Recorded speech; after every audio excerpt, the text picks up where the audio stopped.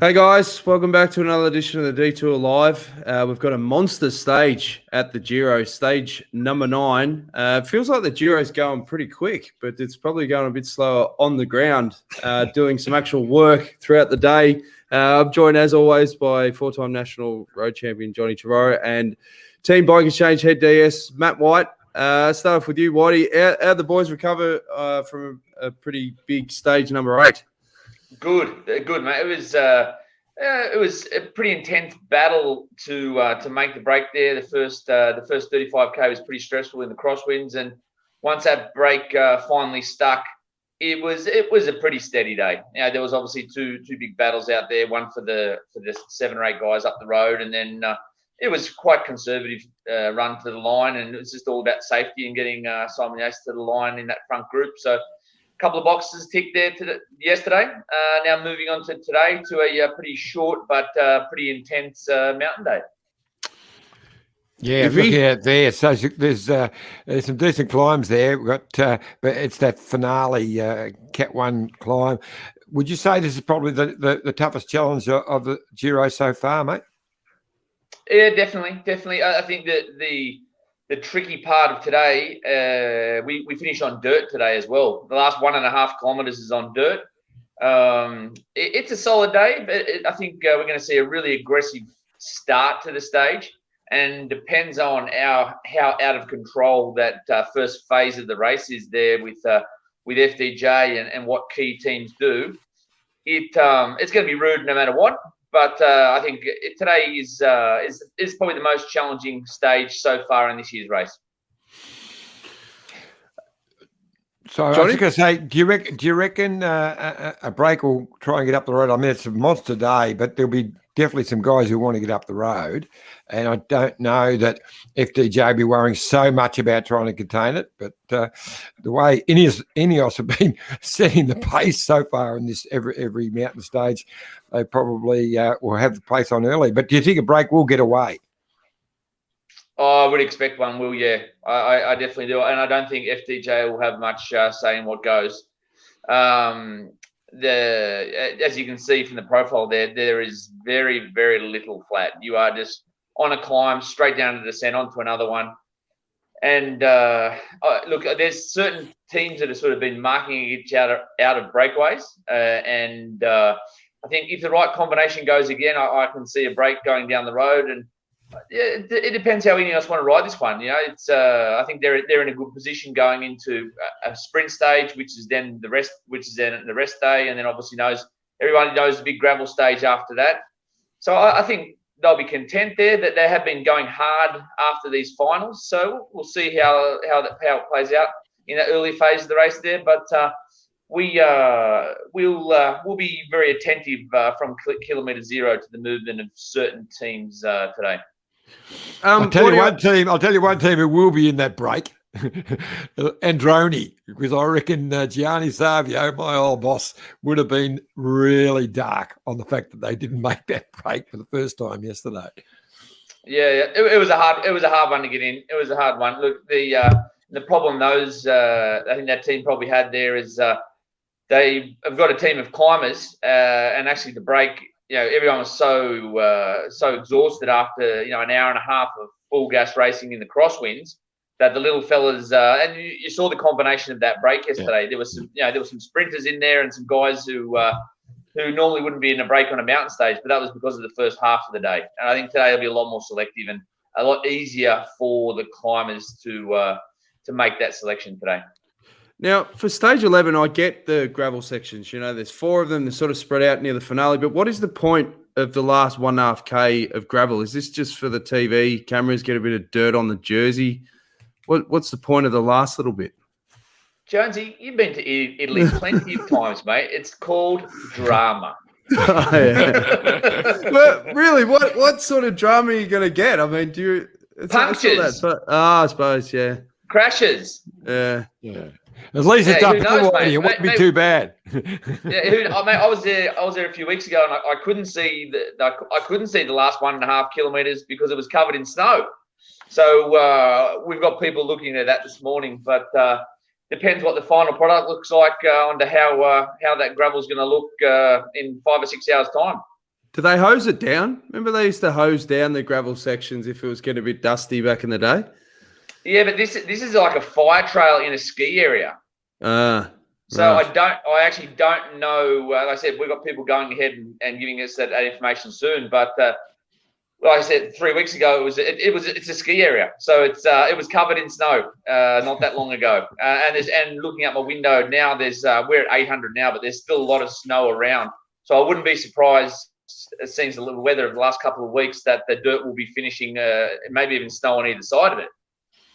Hey, in other news, great to see the Demon, the king of the garlic bulbs, roasted style, Damien Housen, saluting at the Tour of Hungary. That must have been pretty rapt to see the Demon on the top step.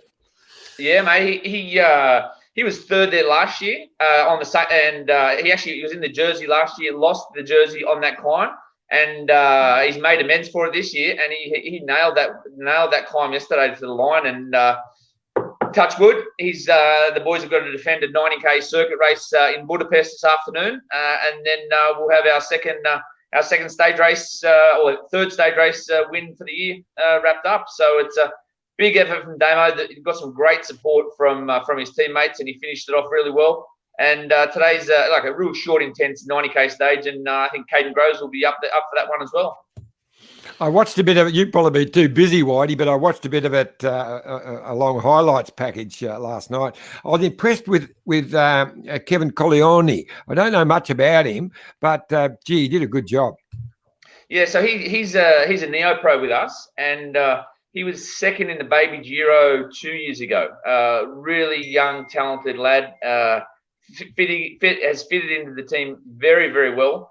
I had him at Tour of the Alps a couple of weeks ago, and he did a splendid job looking after Simon Yates. And he's a big talent we've got in the team, and he's been really progressing very, very well in his first year professional.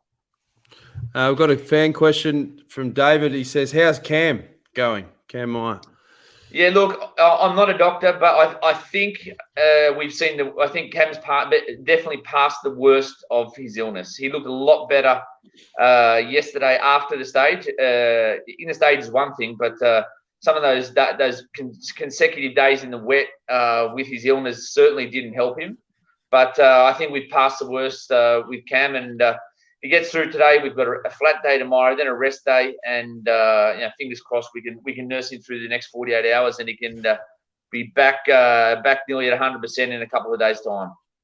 Now, look, I know it's hectic, and you're in the middle of a grand tour, and I'm sorry to waking you up earlier too, Matty, but can you get Cam?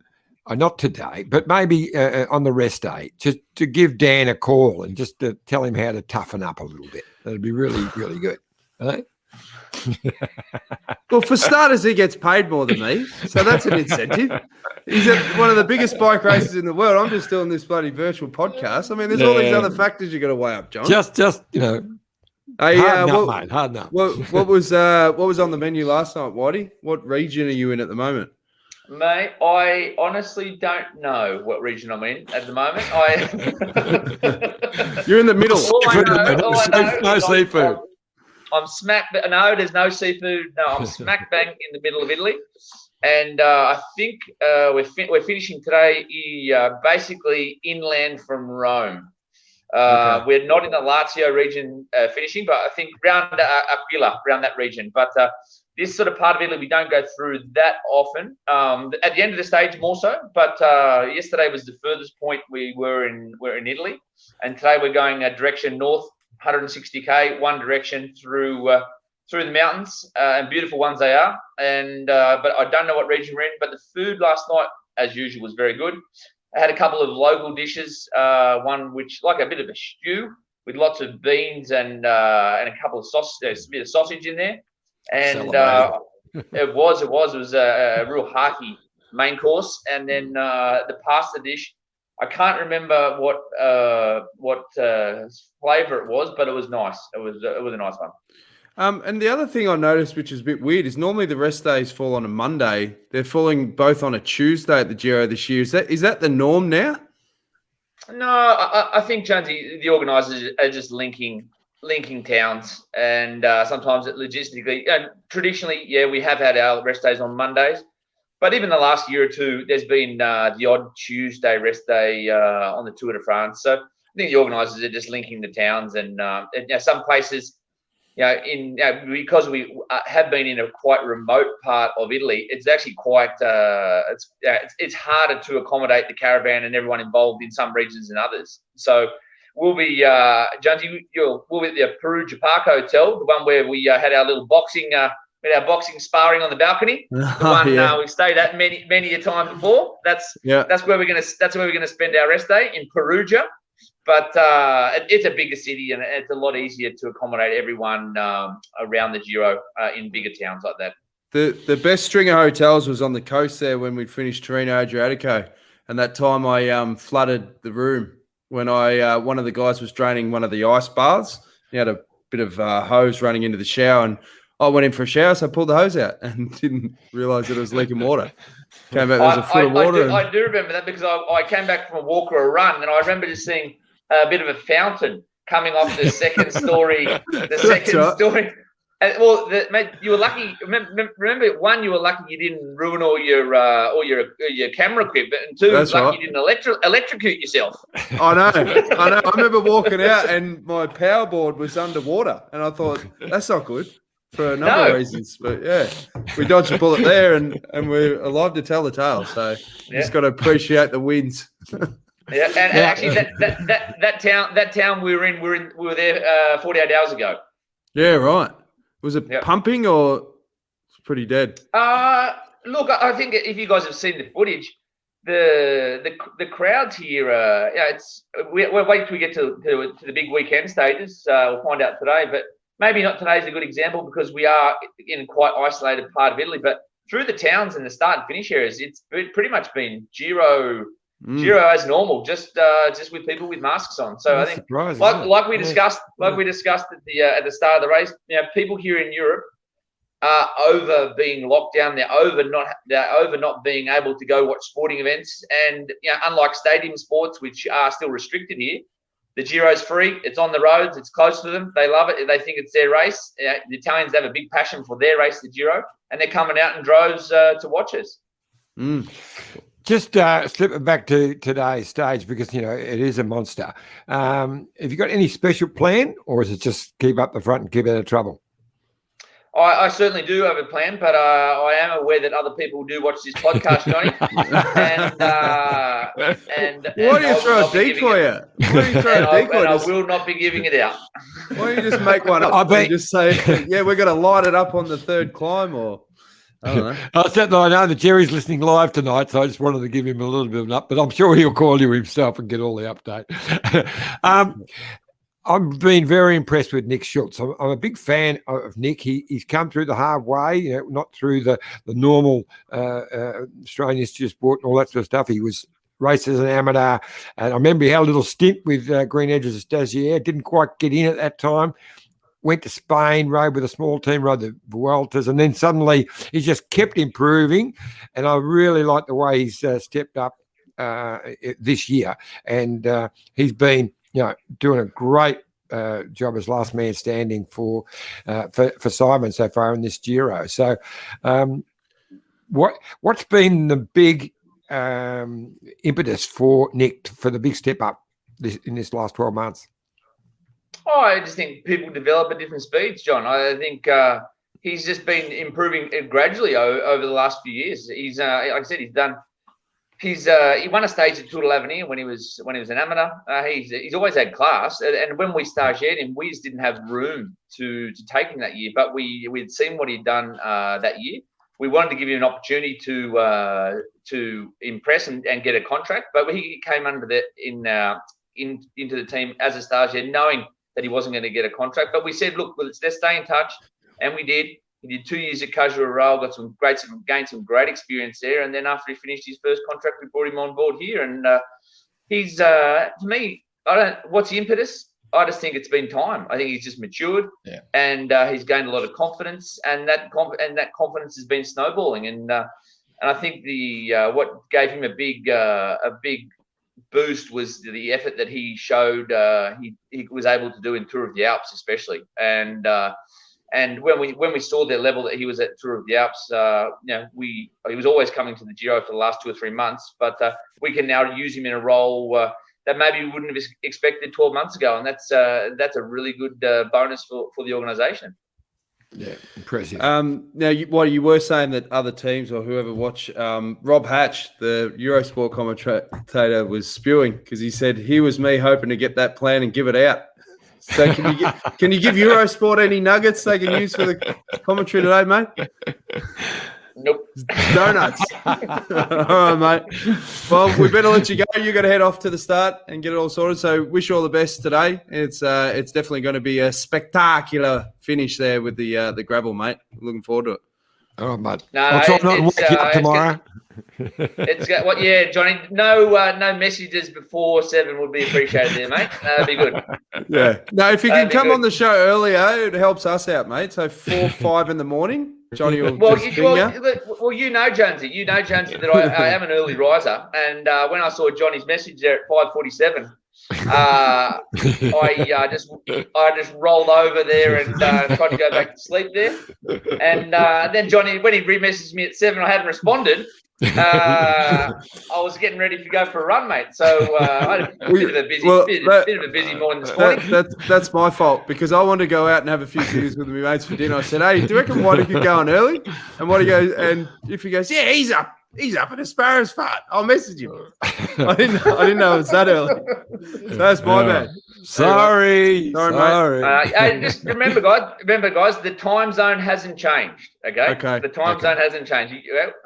I'm not 1 or 2 hours behind you, and I always enjoy helping you guys out. But it did wake me up this morning at 5:47. But do that again. I'll put it on mute tomorrow morning. All right, I've been red carded. All right, mate. Oh, mate. We'll see you tomorrow at normal time. We appreciate all your help. No worries, guys. Have a good day, and it'll certainly be a great way to spend anyone's Saturday afternoon watching today's stage. It's going to be an exciting one. Yeah, all right, good stuff. All the best, mate. Take it easy. Okay, see you, gents. See you, mate. That was obviously Matt White. Now we've got Michael Rogers, the innovation manager for the UCI, coming up, Iffy. But before we chat to Dodge, we're going to have a quick word from our great mates at Bike Exchange. Look at this bike. You think it's just a bike, right? But it's not. It's a bike 374 people are looking at. This guy, this girl, them, all looking at it. People from here, there, and wherever this is. People that are looking for a bike. Or just a piece of it. Amateurs, semi-amateurs, and pro-amateurs. This guy wants this bike, but with this crank and these bars. This could be the perfect match. But not this one. This girl has a bike to sell, and thousands of people might purchase it. Eyes on Bikes help grow small businesses. His, hers, yours, and the latest data and insights help those businesses keep moving. We are the world's #1 bike marketplace, with over 500,000 products and 900 brands, where buyers and sellers are brought together in a place where a bike is never just a bike. Bike Exchange, where the world buys, sells, learns, and rides. Thanks again to our great mates at Bike Exchange. Before we bring Dodge on, Iffy, how did run-out sale go yesterday with Bike Exchange? I hear it was very, very successful. I was sort of a little bit tied up, so I didn't get actually down there, but it was, it went really well. Well, it looks like you picked up a bargain yourself. You're wearing the cycling kit. Couldn't have a wash before you come on the show, mate? No, because I've just been out for my late afternoon ride and got all the gear on. It's a sort of old model, Orica Green Edge, but team mascots are always a little bit slow getting the latest gear. All right. Well, as we said before the break, we've got the UCI Innovation Manager joining us live, and that is, of course, Michael Rogers. Can you hear us, Michael? Hello, Dan. How are you, mate? How are you? Hey, John, how are you? Good to see you. Dodge, I'm really well, mate. Great to see you. Now, tradition on this show, Michael, is anyone connected with the UCI, we just unload all the issues that are between the public and the UCI. But we probably won't do that because that was more our shtick with Alan Davis. You're on more the virtual riding side, and John's a bit of a cycling nerd and a boffin, so he'll have some great questions and insights there. But first of all, mate, how is the role going? Listen, it's been going really well, thank you. There's been quite a lot of stuff going on at the moment. UCI has very much been in the public eye, I guess, as being the government of world cycling. It always is. But the innovation role itself has been there's projects coming onto my table, particularly in the virtual cycling space, particularly a lot around rules and regulations, which I also lead up the technical unit, which is, in essence, makes all bike and clothing regulations. So it's been a very, very busy time. Well, there's a lot to unpack. Do you want to start off giving us a bit of insight? I saw an article, it was about a month ago or so now, announcing the IOC partnership with like the virtual series. Do you want to explain what that actually is? Yeah, sure. So in partnership with the IOC and Swift, we've been working in the background to bring the first ever Olympic virtual series, I guess, into the virtual space. And it's a little bit, I would say, different to what you'd consider as a normal Olympic event where the world's elite are taking part, where in the virtual space, this particular partnership is more about participation and mass riding and bringing people together. So there's no special prerequisites. You don't have to be an Olympic star. You don't have to be a professional cyclist to take part. Anyone who has a Swift account or who wishes to join up to Swift on a free trial can take part in the IOC virtual series, taking place from the 1st of June all the way to the 27th. So a month of Olympic-themed events for the virtual cycling community. So if you take photo part, that you just had up there, Dan, the bloke at the back in that photo, he looked like he was in the super tuck position. That's illegal. Oh, yeah, that's illegal. No, he's out. Hey, I was thinking, if you take part in that event, does that technically make you an Olympian then? A V-Olympian, I think. V-Olympian. Yeah, virtual Olympian. Yeah. Did I just coin a new term, I think? You did. You did. You need to start parking some domain names, mate. It is. Now, listen, it's all about, bringing the cycling community together. It's not about elite. It's more about mass participation, as I mentioned before, giving everyone a taste of, being part of a virtual experience. And I think it's also a big move from the IOC to connect with younger generations. And because we are seeing that younger generation interact with the Olympic Games in a very different way to probably the three of us would have done. We're watching Olympic Games on the television. They come around every 4 years. You dedicate that 3 or 4 weeks of your year just to watching all kinds of sports. It's very evident that younger generations don't do that in the same way. So the Olympic movement needs to start to move into speaking languages that younger generations understand and that I guess copies or imitates the way and how they interact with the world today, which is probably via a telephone or an iPad or in some kind of virtual space. So I think it's a very interesting move by the IOC, and I think from the UCI's perspective, being in that innovative space is very interesting. Are they going to be offering up like Olympic medals? Like, are they going to have like finals and proper ceremonies or anything like that? Or is it just aligning the brand at this stage to get, as you said, mass participation? Well, I think right now, Dan, it's about more aligning the brand. I think probably by Los Angeles, I think there'll be a high chance that physical esports, so esports where you actually have to put some physical effort into, that could be an Olympic event. So I think it's about testing the waters now, trying to understand how the sector works, looking for places where we can improve, looking for places where, how do we judge the sport? Being of a virtual nature, of course, it's impossible to put 100, maybe 100,000 commissaires in different places. So what are the tools that we're going to put into place to be able to understand, if a performance was authentic. So it's an extremely exciting space, and I'm just so happy to be a part of it, because it is quite a massive step in sport, in how esports affects that whole Olympic movement. I think it's just amazing, and we've still got a lot of learning to do. We've got some fantastic esports platforms currently in the space, particularly within cycling. And I think it's going to be a very interesting, next 5, 6, 10 years within the Olympic space. Iffy? Yeah, we interviewed Jay Vine, a couple of months back, and it was just, to me, it just blew me away that he, through that Swift Academy, he ended up riding his first pro race with a World Tour team who had never really even seen him before, and he stepped up and almost won the damn thing. And I just couldn't believe how that all eventuated.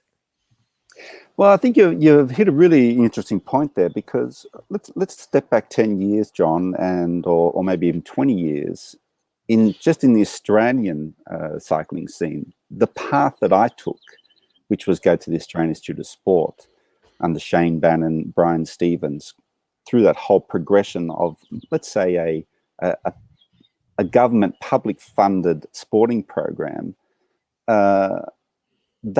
I think that scenery is changing a lot, and we don't have those programs currently in Australia and many other places of the world right now, where there's that path to go from grassroots all the way to the top of the sport, the Olympic Games, the Tour de France. That's very much changing, and whether that will be replaced by the virtual space or cycling esports, whether it will completely change, I don't know, but I can very much see a big part of that, or some part of that will be a valid pathway to get to the professional ranks. So again, it's just a really, really interesting space, and I'm so happy to be leading that from the UCI's side.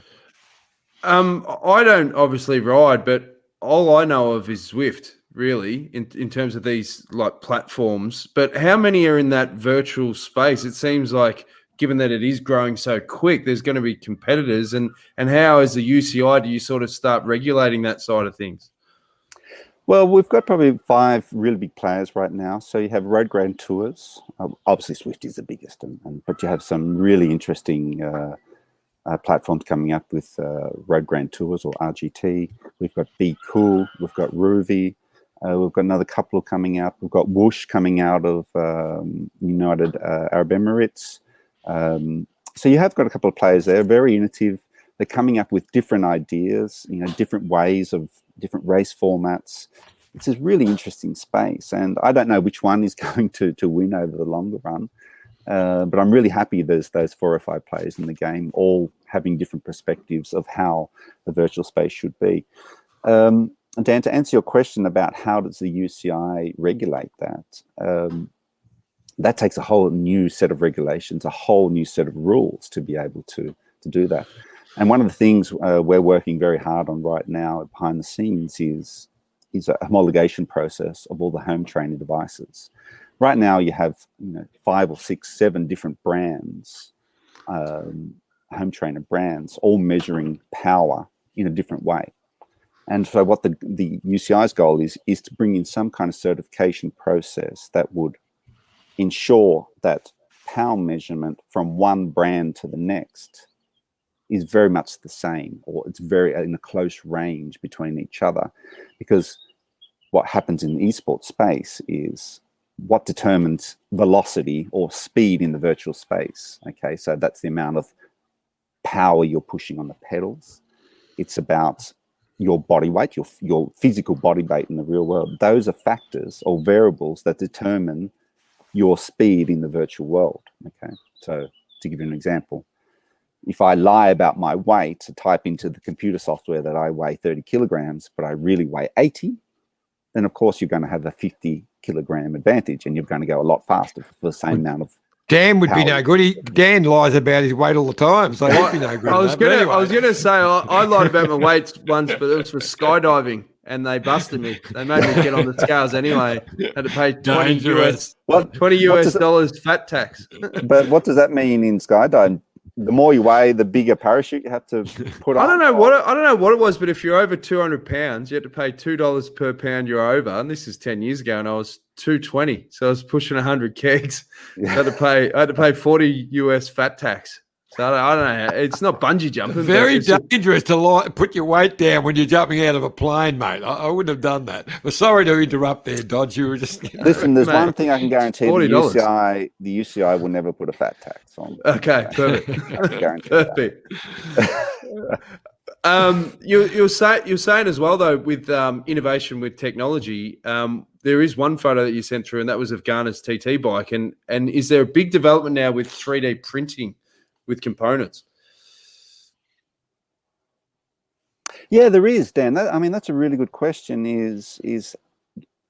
I see a massive movement in the bike construction and manufacturing sector with 3D printing, and this is just an example of Garner's bike at the Giro that he won the first prologue stage on. If you look at his handlebar, I mean that's a 3D titanium printed handlebar. And what's really interesting and fascinating is the current set of regulations about equipment that the UCI has in place, which I'm in charge of, just isn't designed for this kind of innovation and custom made material where we have quite standards. The bikes have to be fulfill certain types of measurements, and they're just standard, whether you're 2 meters tall or a meter tall. Okay, but as you see manufacturing, I think stepping to the future, we're going to see more of this custom equipment. And our commissaires, the UCI commissaires, very much will find themselves in the position of how do we measure customized material to ensure they fulfill regulations. So it's a really interesting space. And in the next couple of years, I think we're going to see a massive movement in this space. I think from the manufacturing side and safety side, right? Where you have a lot of big brands right now manufacturing very, very high quality equipment, your Treks, your Specialized, your Pinarellos, just to name a few. But 3D printing, it decentralizes that and puts potentially equipment manufacturing into the mum and dad's garage, okay, because they have a computer, have a 3D printer, they put the materials in. But we have to be sure that 3D printing also fulfills all the security standards, the safety standards that the UCI currently has in place, ISO standards, to ensure that that head stem, that handlebar, that's going to hold up to when these professional cyclists are going down a mountainside 100 kilometers an hour. So why the 3D printing is really great and fantastic and opens up so much innovation and so much opportunity. We have to be sure that also those parts coming out of the ma and pa shops or garages is also safe. It's funny, like Ineos particularly, they like the 1989 version of Batman, and the other teams are like Joker, constantly going, where do they get those wonderful toys? It's always something new. There's always something every year. Now, we've got some ripping questions, and of course, Jamie Anderson, he's going to come up with a belter. There is a lot of debate about the profit model for pro cycling and especially television rights. How might esports create new opportunities for teams and riders to gain a fairer slice of the pie? Do you want me to answer that one? Yeah, if you we can. do. We do. I could throw it to John. but I don't know what sort of insights we're going to get there. I think. Jamie, he's always on. I think on the pulse, isn't he? I mean, it is an interesting one because I think there's a massive change coming in the sport of how we think about. I mean, borders are moving. The traditional federation model of you join a national federation, which is affiliated with the UCI. I think with the new world that's starting to come, that mantra kind of gets turned upside down, and through the internet, I think the way that we view affiliation with our sports teams or our national federation very much changes. So I think as the UCI, we have to start to think about some of these things. We have to start to move. And I think there are a lot of models. Your traditional TV model, okay, of televising races. What does that look like when all riders probably have a GPS chip on their bike?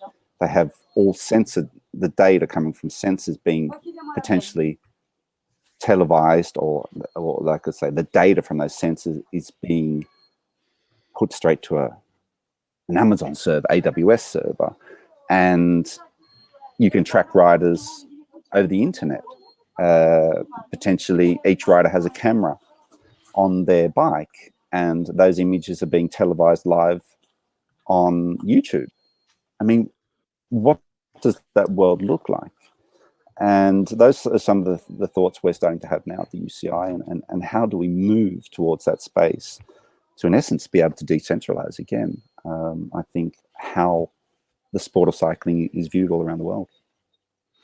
Exactly. I was just going to say that, but with the whole, we're talking about the television model, but now the streaming is becoming so much more so brilliant. Recently, we had the Melbourne to Warrnambool, not a huge bike race in the European scheme of things, and yet they had 40,000 views on the streaming for the Melbourne to Warrnambool, which was just staggering. So that brings in a lot of other opportunities as well with the streaming and what you've just been talking about, Dodge. I think it does, and I think cycling, we're currently leaving a lot of value on the table. We really are, because there is a traditional model of streaming, and this is where probably cycling esports has a massive advantage over the more traditional cycling. Is, are we going to go down that path of signing contracts through the traditional model of your Eurosports and your TV?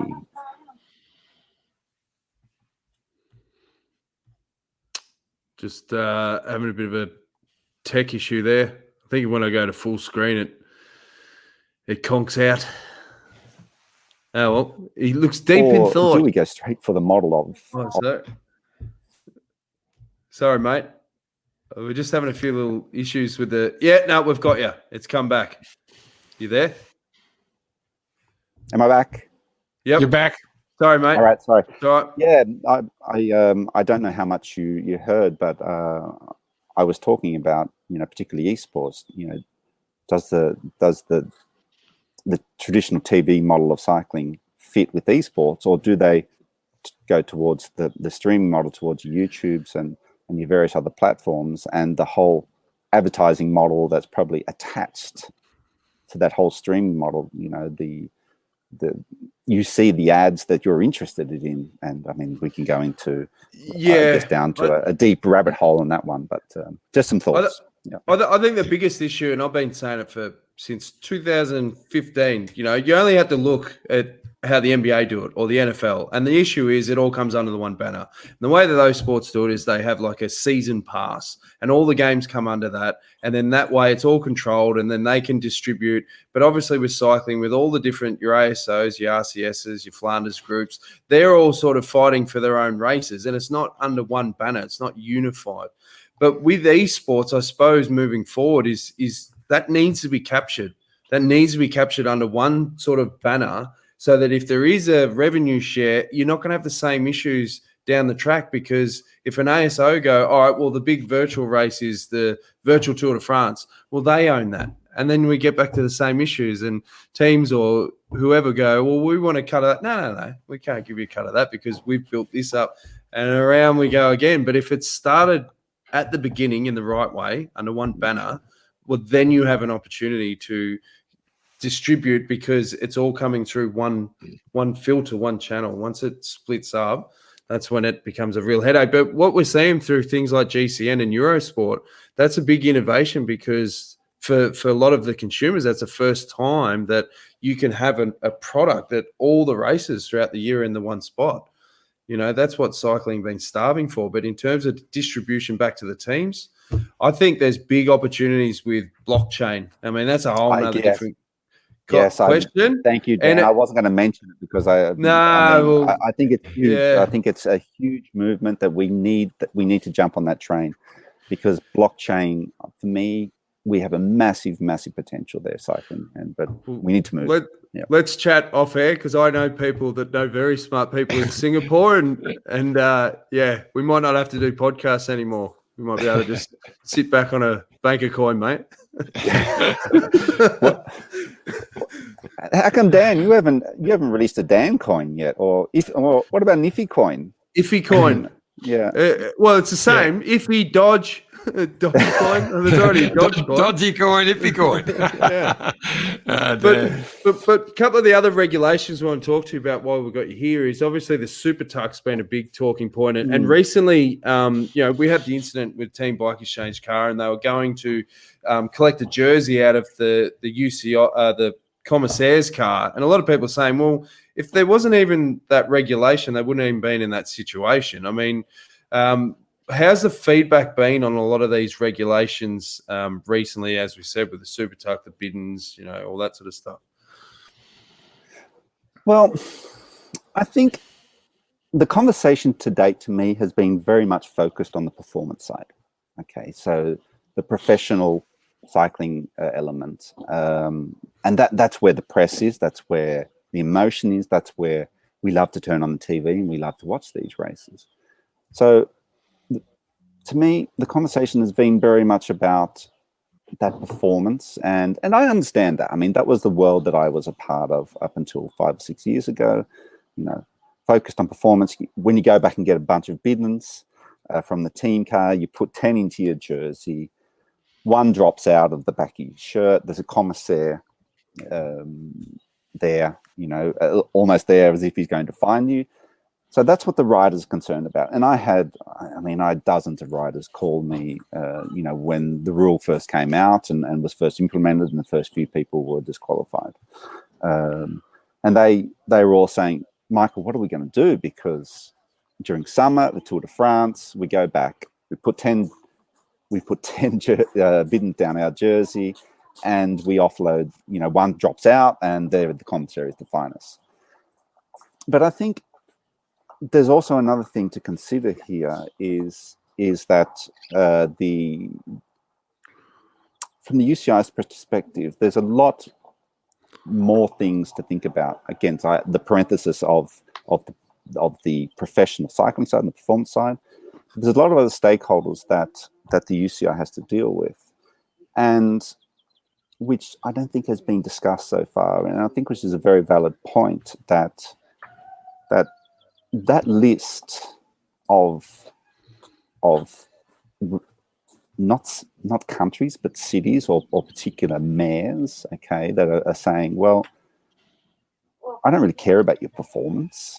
What I care about is that amount of litter, those biddens being dropped in my town. And that list of mayors that are saying that I don't want bike races in my town to come anymore, that list is getting longer, and that's a fact. So I think we have to broaden that conversation. Again, right now for me, it's been very much based around the performance side.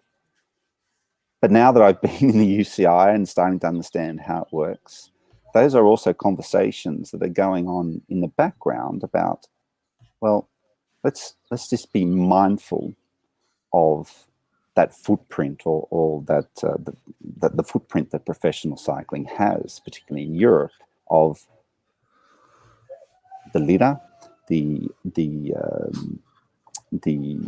all that trash that's kind of dumped into the on the side of the road, and the cost that has for the town to pick all that up once the Tour de France or the Tour of Italy or Tour of Belgium leaves town, and that's a cost that sits on the race organizer or on the town itself.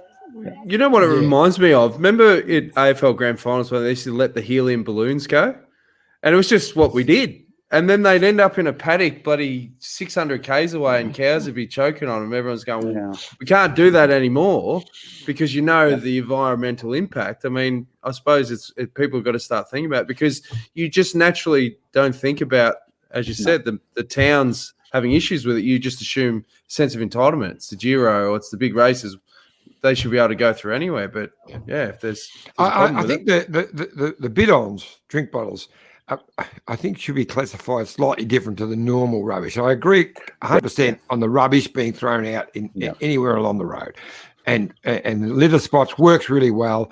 Maybe we need another vehicle right at the back who does more of a cleanup. I don't know, but drink bottles. That's a tradition, John. That's a tradition, and a great tradition where, you know, giving your bidon to a young child on the side of the road. I mean, that's a tradition. And I think the UCI really knew that before putting this rule in place, is we don't want to stop that, because that's great. They fight over them, mate. I've never seen drink bottles laying around on the side of the road. They're actually fighting over them. When the race goes by, there might be rubbish left there, but there's no bidons left lying on the side of the road. But anyway, I suppose they're two separate issues. And not every race is a Tour de France. As Scotty McGrory said the other night when we were talking about it, there are small races where, in the back of, could be the Herald Sun Tour or whatever, where there's not big crowds and bins are thrown there. They are, it is a problem. I do understand that. But there's also the safety issue. As you just mentioned before, Dodge, you'd go back. When you're having when you got put into the support role, you have your all your pockets full and go up there with a dozen or more. But then everyone's got empty ones you've got to get rid of. It's all right to say, okay, you've got to do it near the litter zone. Well, on a hot day, you need them now, you know, and you've got 20 or 30 bidons to get rid of. And so they're going to have to come up with a better way of doing this. Yeah, I mean, I think the riders have been fantastic. The riders really have. You know, they've all embraced it. Of course, there's going to be a transition period. But I guess my point is, I think we need to be mindful about this, particularly in a world that's probably going more green. And the rule, the way that I see it, I mean, I wasn't part of the rule. That's not at all my department. But there's goodwill there. The rule was put into place to stop riders when you're riding up in the middle of, you know, national park. I mean, God knows where. It's to prevent a rider tossing a bidon into the stream that goes down into, you know, goes down into the river that goes into the ocean. That's what the rule is about. The rule is not about, you know, stopping riders for, you know, from passing their empty bidon to a young child. What we should also be mindful of, tossing full bidons into bunches of people when the peloton is riding past at 70 kilometers an hour, because you throw that bidon at, you know, it's got traveling at 50 k an hour plus the 70 kilometer an hour velocity of the peloton, and that bidon is traveling at 120 kilometers an hour. So let's also be mindful of that. But I know it's a sensitive topic, but I think the riders are great. They've done a great job. Yes, there's been a bit of grumbling. Maybe the rule could have been implemented better. But I see it a little bit like, I think, the helmet rule when it first came in. Everyone was grumbling, there was protests. But now, I mean, put your hand up if you line up in a race without a helmet. I mean, it's just crazy. So, you know, there's a transition period, and I'm confident. And I'm confident we'll get there. I reckon I've got an idea. We put really big bins on the side of the road with great big targets, and we teach them to throw accurately, and you get points for going through the bullseye, or, you know, less points. Yeah. And we have our own little series. So you can have the King of the Mountains, and you can have the bullseye champion of the quarterback as well. Quarterback. Yeah, exactly. Learn to throw them. One man, the team is the quarterback, and he throws it through the target. I can see it working. John, we need new ideas in cycling. I love it. I love it. Do you get to the point at times with the UCI that you're just like a sounding board for people having to whinge as well? Like, is it, particularly after 2020, do you find we like to whinge a lot more? Lockdowns had that effect? I don't know. I mean, we all complain about our governments, right? We all do. You know, and the UCI is the government of cycling, and yes, I guess not always. No one's ever perfect. No government's always perfect. They make good decisions. You try to make decisions for the mass. I mean, if I can direct the conversation towards the super tuck, you know, that created a lot of tension. But again, I mean, if you look at the rule book, and I'm not going to pull my rule back out and go, Article 13.006 says, you know, but the rule that all license holders have signed up to forever of the human has 3 points of contact to the bike: the feet on the pedals, the hands on the handlebars, and the backside on the seat.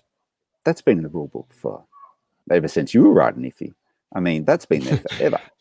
And, exactly. And the UCI, I think, could have done a better job. We could have done a better job back when the Super Tuck first came in, because that's not respecting the hips on the seat.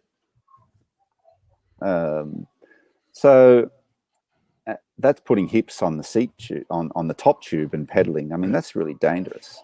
And this was a rule that was started by the riders and the CPA, the Riders Union. So, I mean, and I do know it's a younger generation thing. And I mean, John, I'm sure you have a lot to say about this, but being in such a compromised riding position where, I mean, your bike's just not designed to be bearing weight on the top tube. And it's putting out the whole balance of the rider. All it needs is you hit a little pebble when you're in that Super Tuck, and you're probably going at 70, 80 kilometers an hour. I mean, I don't want to even think of the crash and the amount of people that are going to come down. I mean, I don't want to go on and on and on about this, about safety, but, you know, the more you do it, the more the probability increases is that you're going to have a crash. I suppose it's the youngsters who are watching it and who aren't as experienced, and I can understand that. But I can tell you, I used to have a form of the Super Tuck. I used to actually lay my gut on the head stem, and my nose was like Caleb was touching the front wheel, and I used to absolutely fly down the descent. So it was virtually a Super Duck, and that's back in the 70s, mate. That's a good size honker you got there. If you could add like 2 little bits of plastic pop up and sort of hook your nose. A little scars from hitting the bump and the nose rubbing on the tyre, mate. Could have got real error. And I think there's another point here is the professionals. I mean, I used to do this. I'll be true. I mean, I didn't do the Super Tuck. I always had my hips. You know, I'd get right down the position, but my hips or backside would always be on the seat. But of course, we'd all scrunch down. But the professionals, it's one thing to do in the professionals where they've got closed roads. You know, they've got 100 motorbikes in front of them, 100 cars. You know, doing a complete road sweep, making sure there's nothing of danger to the riders coming. But you know, if we think about the context of racing in Australia, where there's probably a moving road closure, and you potentially got cars and motorbikes and dogs and cats and kangaroos coming onto the road, you know, and I think it's also about the example that the pros do set for those younger generations, and outside of the professional ranks, we just can't guarantee that the roads are closed. So I think it is dangerous. Yeah. We've got a few more comments coming in. Tom Maloney says, "Are we in danger of cycling becoming an America's Cup?" Obviously, we're talking about technology before. Do you think that it could get to that point where the teams, like in Formula One, that are innovating to such a level, have got such an advantage? I think there is a risk, yeah. I mean, I talked to President Lapatian about this, and he has this saying of man over machine, which I think is very good way to explain it. Is we still want the athlete to be at the heart of the control of the bike, and that the best athlete wins, the one that trains the hardest. Technology will just make us go faster. But we also, I think, want to, if we see the top men and women, and they're in the professional ranks, that we also want younger generations to be part of that. We want juniors of today, the under 23s. We want those joining the ranks, and if they haven't got access to that same technology that professional teams have, then there's almost a recycling effect of once you're professional, you stay in the professional ranks because you have access to all this technology. But those lower levels that don't have access to that technology, that gap will become bigger. So I think we need just to be careful, and I think we need to, just be conscious or mindful that technology, I think, makes the group smaller. It makes, there'll be less riders. The more technological we get, the bigger teams have more money to invest. The smaller teams always struggle. And the same goes for countries in the context of track cycling. So I think we have to be careful with it. We shouldn't stop innovation, but there needs to be a line in the sand where we draw and say, all right, that's enough. I agree with you wholeheartedly, Dodge, in that. Yeah. I know you guys think I'm an old fart, but I love innovation. I love how the sport is changing. And, back when I was first racing, if you didn't have white socks, black nicks, and a bell on your bike, you got fined by a damn official. But I don't want to see major events like Tour de France being won because of that innovation, like what happened with Le Mans and Fignon back in '87 or whatever year it was. That's something I don't want to see in the sport. I love it. It's cutting edge. That bike you had up there before, Pinarello, looks fantastic. I look at the Bianchi bikes now of Bike Exchange. They look brilliant, but you don't want something on that to give an advantage to Garner that no one else can beat him. We don't want that. John, we have a rule at the UCI that is about commercialization, and any equipment being used in the World Tour or in any UCI sanctioned event, whether it's Olympic Games, all equipment has to be commercially available. So you have to have the ability to go to the shop and purchase that. Or go to the internet or an internet site, be able to purchase that. And going back to what I was saying about 3D printing and customization of equipment, it makes that rule difficult. And it makes our role to ensure that all equipment is available to all nations, all levels. It makes it challenging. So it's going back to 3D printing. That's one I've been thinking about and waking up in the middle of the night. I mean, it's not a nightmare yet, but we have to adapt. We have to innovate and make our regulations, I think, to include such innovation. So you can buy that those bars, the Ghana ones. So that's a brand, okay. So that's a model of most, but of course they're going to be very expensive. You'll probably have to go to the factory to have them molded to your size. But as a model, yes, you can purchase those. But within the model, you can have different sizes and different measurements. And you wouldn't get change out of $5,000. What do you reckon? I wouldn't think. No, I don't think it'd be much change. No. Yeah, right. We've got a few other questions or comments. Max Carl, can we go back to blockchain? How can cycling make use of it? Just look at NFTs and also look at blockchain technology, particularly with tracking things like memorabilia. It could actually change the game for a thing like cycling. But if you've got an idea or a concept, why would you share it on this program? Why wouldn't you keep it to yourself and try and make a coin out of it? So we'll move on. Wombat Breath.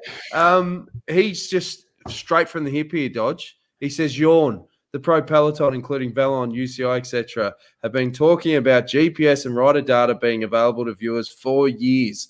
When are the UCI going to actually do, in capital, something? He's got the one word out there. Don't think, just do. What's the go, Dodge? Rider data. When are we going to commercialize it and give all the teams $500,000 each for it for the whole year?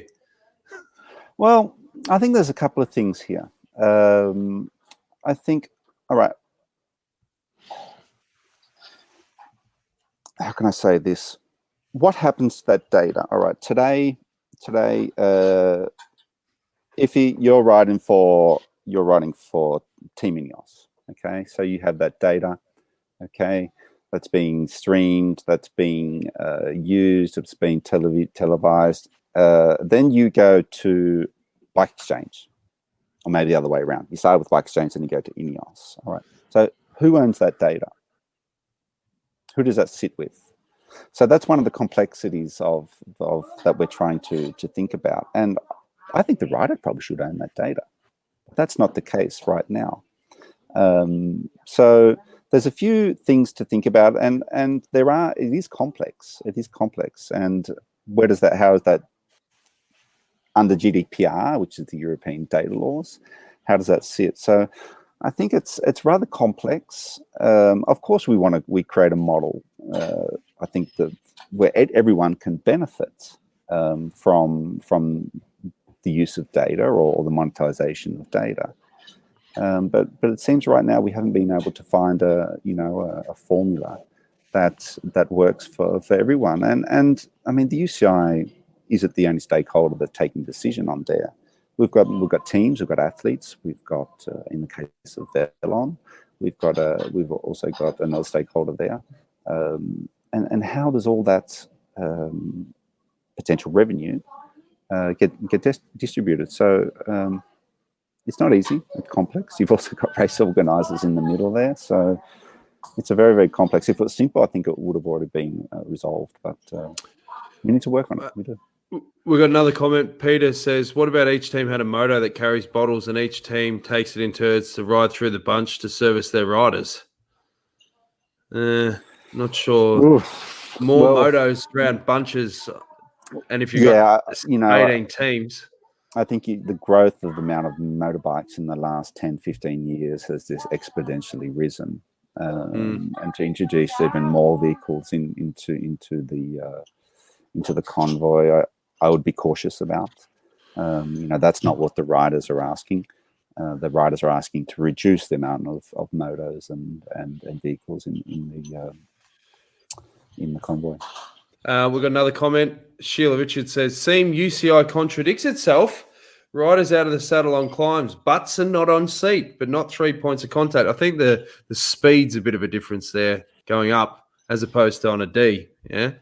I mean, well, we can dig into all the rules, and then we can also find contradictions to every rule. But I mean, the rules are just general guidelines of good practice. We can pick any rule to pieces, but I think that we can't make a rule, because how complex would rules? The rule says that when you're sprinting and speeding over 60 kilometers, this rule, you can two points of contact. I mean, you're going to have a rule book that's it's already thousands of pages long. Clearly demonstrates is when you come on the detour, mate. Just be careful, because the people watching this don't miss a trick. And if you slip up, this is like politics, mate. They will grill you. and they're fine. That's fine. They're great questions, but I think cycling is inherently a complex sport. I mean, in what other sport do you need a whole set of regulations for the convoy and how the cars should drive and where they need to drive in the space between? Why can't cycling just be in a bloody football stadium and where it's a set thing and it's called a velodrome. They do have some of that, on the velodrome, mate. We've got another comment from Mr. Scott McGrory. Hello to my old teammate. How about when lightning almost hit your apartment in Italy, missed by about 3 meters? What happened there? He's frozen. Put him under the pump. He's been struck by lightning. He's been struck. The lightning struck his Wi-Fi. It's short. Scotty's question. Scotty, you've done it again. Circular Dodgers connection. You've done it again, Scotty. Well, can you answer this one from Jamie? He says, "What's the latest on scanning bikes during pro races? Are internal electric motors still a concern?" I haven't heard them talking about that as much. Look, I think it's I don't believe in the pro peloton that there has been an electric motor in a bike. For a team to do that and keep that a secret, it's just not possible. That old chestnut with Cancellara was not true. He's back. We lost you. You got struck by lightning, mate. Yeah, the lightning just come down and struck me. No, that goes back to a long time ago. 2002. Scott and I were living in the same, I guess, kind of complex down by the lake, and in the middle of a night there was a big storm, and this big lightning bolt kind of come down and hit the tree just outside, literally my front door, and it split the whole tree in half. Wow. And I was literally, my head was 3 meters away from that tree. Yeah. Jeez. Yeah. There you go. You wouldn't be with us now, mate. We're lucky you that. survived, eh? We are so lucky you survived. And not only that, you survived that, and you survived living in the same apartment block as Scott McGrory. So you're a man of many talents. Well, we had Al Davis. I think we might have talked about this on the last time I was on the show. Yeah. Al Davis. I was in the middle. I think Scott was on one side, and Al Davis is on the other side. So they were good times. Good memories. Rose between two thorns. We taught. Eh? Well, we taught the Italians about barbecues, and so they were good times. We've got a good comment for you, Dodge. Nojo Health says thing is, whether you agree or not, you need rules, otherwise it all gets out of control. I think UCI should have Mick being the voice more. He makes it sound sensible and refreshing with a thumbs up. So Nojo Health gives you the thumbs up, mate. Now, one other thing I want to talk to you about as well is you've got a pretty up-and-coming successful nephew at the moment, Cameron Rogers, winning some national titles. What's the story there, mate? Yeah, I'm a bit of a proud uncle there, I have to say. So Cam's first year junior, he's just won a bunch of. I think his first win or major win was the National Criterium Championships down. Are they still? Where are they now? Are they still in? Yeah, Ballarat. Ballarat, yeah, they're still in Ballarat. And if he used to have been part of the bakery, they're talking about the track on there as well. But anyway, yeah. And then a couple of months later, he won the. I think he won the Omnium at the National Track Championships up in Brisbane. So I guess the Rogers family is going to a new generation of cycling. So I'm extremely proud. Yeah. I've read an article that he wants to emulate his famous uncle. Did you get in his ear and say, listen, mate, don't put that sort of pressure on yourself. Just enjoy yourself. You don't need to go after the sort of the records that I toppled. Well, you'll just be disappointed. No. I think he's ambitious, right? And but I think he has his parents are fantastic. I mean, Peter, my brother, and Rayleigh, his mother. Rayleigh comes from a triathlon background. She works for Trek Australia. My brother Peter was quite a good cyclist himself. He was a superstar, mate. He was a great. He was a good cyclist. He's got two parents that are very level-headed, and I think he wants to come to Europe to have a little bit of a taste of what European racing is. I mean, he's got an uncle that's living in Switzerland and knows a lot about the cycling scene. So, but I'm very cautious of. He's still young. He's 16, and I think he needs to enjoy the sport, and all young kids do. And there is massive flow of young talent that's coming through right now. The professional ranks moving from juniors straight to the professionals, but I don't think that's the norm. I think they're very, they're standouts, and I think it's important to send a message to all the young girls and guys out there that want to make this transition to professional cycling. Just because you're not professional in your second year junior, it doesn't mean that path is closed. There's a few standout cases that have done that, but we need to let our kids progress, and we need to let them, do through. To grow, to learn, and not put the pressure on them. So, I hope there's not pressure on young Cameron to emulate that. Is the problem now, the old model was like, let them develop, do your apprenticeship, take your time. Whereas you got 20, 21-year-olds winning the Tour de France. It's like, no, I'm ready to go. I want to go now. I don't want to do all that. Well, I think that's an interesting point, because I ask myself, it always takes one to break the ice, if I say that, and then once one kind of walks through that door and starts winning races, does that open up the mental space of all these other young kids? Right on, Dodge. That's exactly what's happened, mate. Yeah. Well, he can do that. I can do that, and I just think that's a completely interesting movement. Yeah.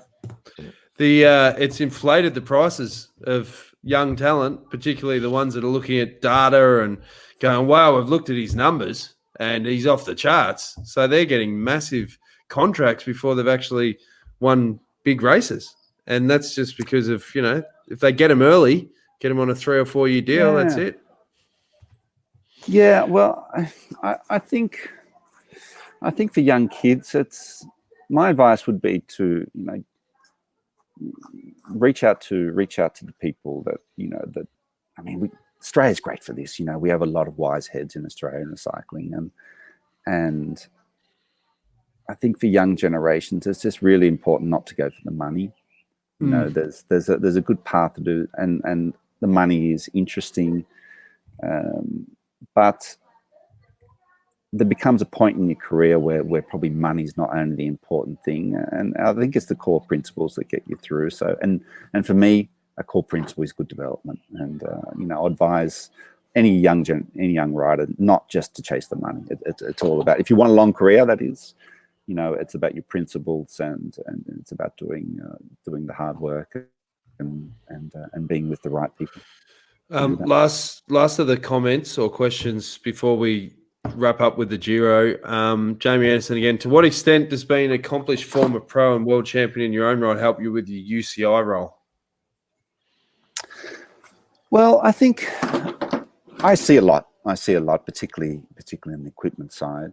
I'm seeing what the teams are doing. I'm seeing there's a huge push towards aerodynamics right now, and just going back again to Garner's bike, we're really starting to see the cycling smarts, the bigger teams that are making this transition to performance, and that's a massive push. And the performance element, I think, is really driving a lot of the sport right now. The super tuck, that's all about performance. That's about being aerodynamic. And as speeds increase, we're seeing record speeds right now within the peloton, and these just crazy average speeds. That's coming from aerodynamics. And the faster the riders are going, the more impact that aerodynamics has. So I can see a lot of those. Developments.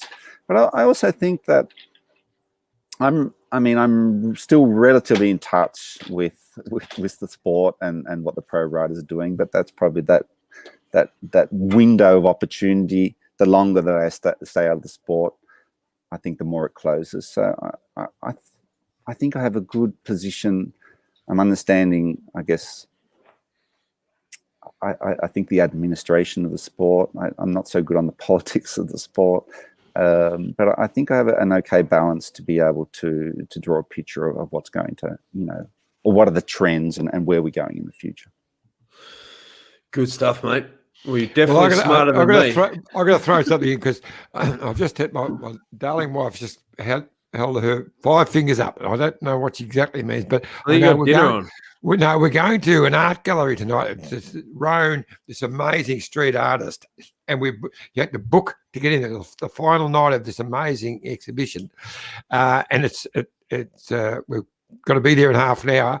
I'm still in my bike gear. All right. Well, we better quickly. You can keep talking, but I'm going to have to do a run. Just give us your quick. Obviously, Caleb Ewan, the other talk, we haven't even mentioned that he's not in the race anymore. Fantastic effort with the 2 stage wins. There was talk that he crashed, but he didn't. And we were having a bit of an argument live, Johnny, via text, if he did crash or not. I was obviously correct, as always. He just had knee soreness and pulled out. But who's the predictions for the stage today? 1.5K finish on gravel there. You've got a Cat 2, Cat 3, another Cat 2 finishing on a Cat 1. It's pretty filthy. 160K. Dodge, who do you reckon, mate? A young talent from Quick Step is going to make his move today. Evan Paul. Yeah. Yeah, right. Superstar. Yeah. He's a superstar. Yeah, he's just a superstar, and I love the kid. I think he's very humble. I think he's very polite. He's very, I think, respective of the of the whole culture and history of cycling. I just love the kid. I think he's carrying the weight of a country in Belgium, but I think he's going to make his move today. I'd just like to comment on Caleb. I think his second stage win was just a dominant performance. I think Caleb just completely stepped into a new paradigm of sprinting. I mean, his performance was just mind-blowing and just head and shoulders above kind of anyone at the moment. So what a ride. I mean, just took sprinting both these to stage wins, actually. Yeah, both these stage wins, because the other one we had to get out of jail reminded me of Robbie at his best. It was a sensational ride. But yeah, and I agree, John. But that was the kind of traditional sprint, flat finish team effort. But I think his last stage win, I mean, he went from a kilometre out. I mean, and to be able to manage kind of everything that was going on, I think it was just basically one of the standout sprints of the last decade. Yep. And who do you reckon is going to win, Iffy? Stage 9? Well, I've got a feeling that Simon Yates will step up tonight. He's you reckon? Yeah, he's had a couple of challenges, but he's coming better every day. And I reckon it's Simon Yates. But we're all going to have to beat Bernal, because Bernal has been the strongest over the last couple of climbs. So, but no, I'll go with Yatesy. All right. Well, then I'll take Bernal, and then we've got all the top 3 covered. Yep. Perfect. Well, thanks for being on the show, Dodge. We wish you all the best with your role, and we'll check in again because the space is moving that quick. No doubt there'll be some big developments over the next couple of months with the esports and the virtual racing and all the tech side of things. And if we ever need to just unload on someone from the UCI, we'll just bring you on, mate, and get the fans to tee off. The next time I'll ask you about Aussie mob called Full Gas, which I love the way they're doing it in the virtual. So next time we'll talk about Full Gas. I love the way they do it. Yeah, exactly. As we always say, if you want to get involved with the show, youtube.com/The Detour Podcast. Tick on your notifications. Thanks for all the support. Tell your mates about the show, and we will be back tomorrow night to preview stage number 10 of the Giro. Go Yatesy. We'll speak to you soon. Dan, John, thank you very much. No worries, mate. Great to see you, mate. Take care. Bye.